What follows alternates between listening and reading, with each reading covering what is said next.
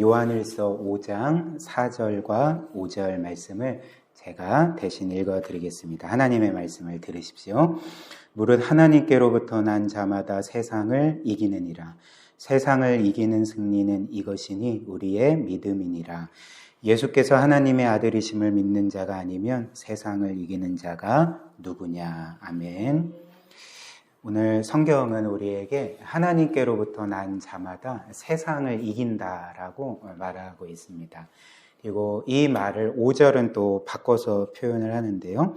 예수께서 하나님의 아들이심을 믿는 자가 아니면 세상을 이기는 자가 누구냐. 그러니까 바꿔 말하면 하나님으로부터 거듭난 자, 그리고 예수 그리스도를 하나님의 아들로 믿는 자는 이제 세상을 이긴다는 말씀이 되겠죠. 그렇다면 여기에서 우리가 세상을 이긴다고 할 때 이 세상은 어떤 것을 가리킬까? 우리는 이 세상을 생각할 때 우리가 세상을 이긴다고 했으니까 이 세상의 치열한 경쟁에서 이긴다는 말인가?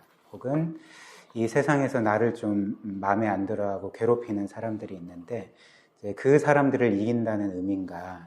이렇게도 생각할 수 있겠지만 그런 의미가 아니겠죠. 이 신약 성경에서 특별히 세상이라는 말은 우리가 이렇게 살고 있는 물리적인 세상을 가리키는 것이 아니라 이 세상의 공중 권세에 잡은 사탄과 악한 영들, 그리고 죄와 사망의 권세, 또 이 세상의 유혹들을 가리켜서 통칭해서 그것을 세상이라고 이제 부른다는 것입니다. 그래서 우리가 예수 그리스도를 믿고 하나님으로부터 거듭났을 때에 우리는 이 세상을 이긴다라고 말하는 거죠. 그리고 그 예수님을 믿는 믿음이 이 세상을 이겼다라고 말하고 있습니다.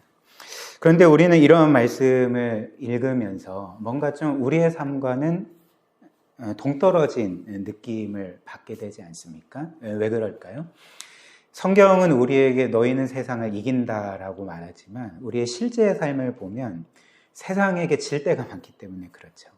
사탄과 악한 영의 공격에 쓰러질 때가 있고 또 이 세상의 유혹에 이렇게 실패할 때가 있고 우리도 죄를 짓고 영적으로 그렇게 어떤 면에서 패배할 때가 있기 때문에 우리가 세상을 이기느니라라고 이런 말씀을 읽을 때마다 뭔가 좀 쑥스러워지는 그런 느낌들이 드는 것 같습니다.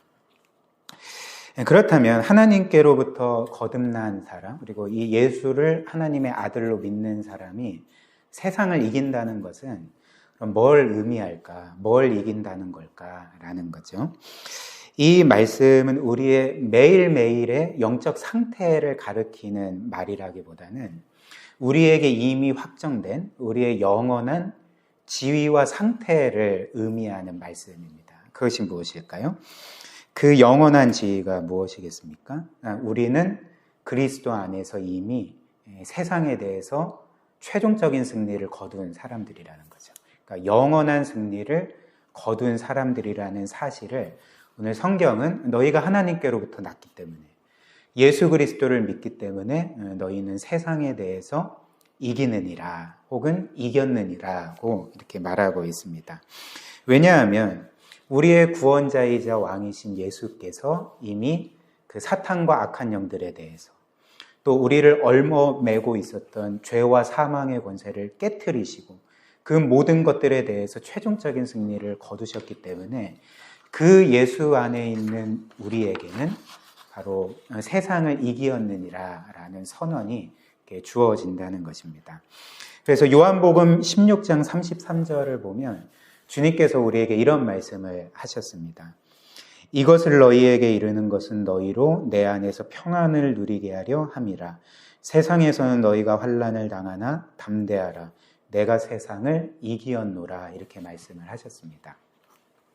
주님께서는 내가 세상을 이기었노라 라고 말씀을 하셨을 때 이 헬라어 성경을 보면 이렇게 문법상 어떤 그 용법이냐면 완료형이거든요. 그러니까 예수님께서 세상을 이기셨는데 그 완료형으로서, 그러니까 최종 형태로서 완전히 승리를 거두셨음을 내가 세상을 이기었노라 라고 이렇게 말씀을 하셨던 것입니다. 그렇다면 주님은 어떻게 세상을 이기셨을까요? 죄 많은 우리를 위해서 십자가에 못 박혀 죽임 당하심으로 우리의 모든 죄값을 치르셔서 우리를 얽어매고 있었던 죄와 사망의 권세를 깨트리셨던 거죠. 그리고 그로써 사탄과 악한 영들에 대해서 승리를 거두셨던 것입니다. 그리고 이제 먼 훗날 성경이 우리에게 알려주는 것처럼 예수 그리스도께서 천군 천사와 함께 이 세상에 다시 오실 때, 그래서 모든 것들을 심판하실 때에 그 사탄과 악한 영의 무리들을 영원한 불못에 던지시죠. 그래서 최종 승리를 확정 지으시고 이 세상 모든 것들을 거룩한 하나님 나라로 변화시키셔서 그 나라에서 우리와 함께 더불어 이제 영원히 살게 하시는 거죠. 그래서 우리는 이런 의미에서 그리스도 안에서 그분의 승리로 인해서 우리는 이미 최종 승리를 거둔 것과 같다. 이것이 너희가 하나님께로부터 났으면 예수 그리스도를 믿으면 너희는 세상을 이기느니라는 제 말씀의 의미인 것입니다. 그래서 오늘 성경도 뭐라고 말합니까? 이렇게 말하지 않는 거죠. 너희가 거룩하다면, 혹은 너희가 믿음이 좋으면, 혹은 너희가 영적인 싸움을 잘 싸우면 세상을 이기느니라 이렇게 말하지 않고 뭐라고 말합니까? 그러니까 하나님께로부터 난 자라면, 즉 거듭난 자라면, 그리고 누구든지 예수 그리스도를 믿는 자라면 너희는 세상을 이기느니라고 이렇게 말씀을 하는 것입니다. 즉 우리는 예수 그리스도를 우리의 구주요 또 주님이요 왕으로 영접한 이후에도 여전히 연약하지 않습니까? 여전히 죄를 짓고 실패하기도 하고 이 세상에서의 영적인 전투에서 패배할 때도 있는 거죠. 그러나 그럼에도 불구하고 우리가 세상에 대해서 이긴 것은 우리가 뭔가 훌륭하기 때문도 아니고 우리가 늘 영적인 싸움에서 잘 싸워서 승리하기 때문이 아니라 때로는 실패하고 그 싸움에서 지지만 그럼에도 불구하고 우리가 아닌 우리와 연합된 그리스도께서 이렇게 최종 승리를 거두셨기 때문에 하나님은 늘 우리를 보실 때 패배한 자가 아니라 승리한 자로서 우리를 여기시고 승리한 거나 마찬가지다라고 우리에게 계속적으로 이 말씀을 확증해 주시는 것입니다. 이를 예를 들어서 설명을 해보겠는데요. 여러분들도 과거에 아마 한 번쯤은 들어보셨을 예화인데요. 과거 20세기에 인류는 크게 너무나도 비참한 두 차례의 전쟁을 거치지 않았습니까?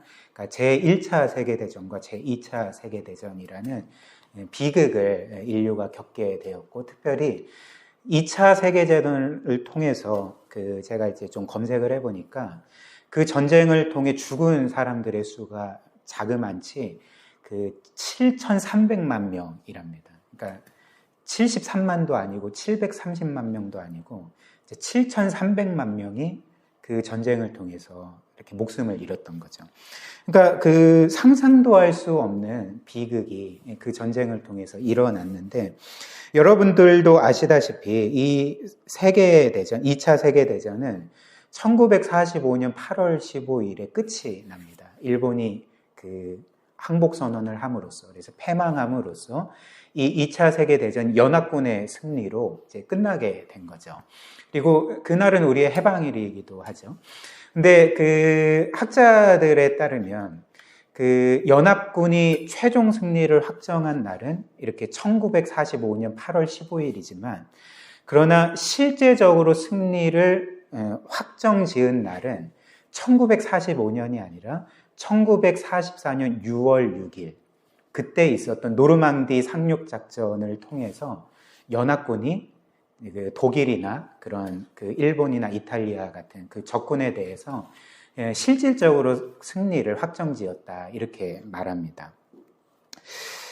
왜냐하면 이제 그 전투를 통해 독일은 돌이킬 수 없는 그런 큰 피해를 입었고, 그래서 이제 독일이 패망하는 것은 시간 문제였기 때문에 1944년 6월 6일이 이제 실질적으로 승리를 확정지은 날이라 이렇게 전문가들이 보는 거죠.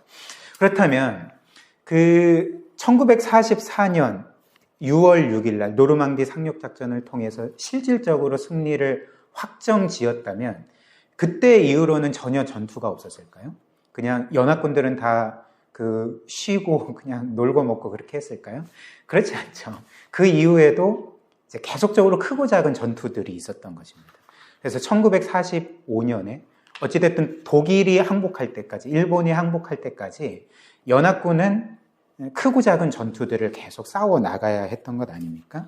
그래서 1945년 8월 15일까지는 이런 전투들이 계속 이루어졌던 거죠. 근데 이는 우리에게도 마찬가지입니다.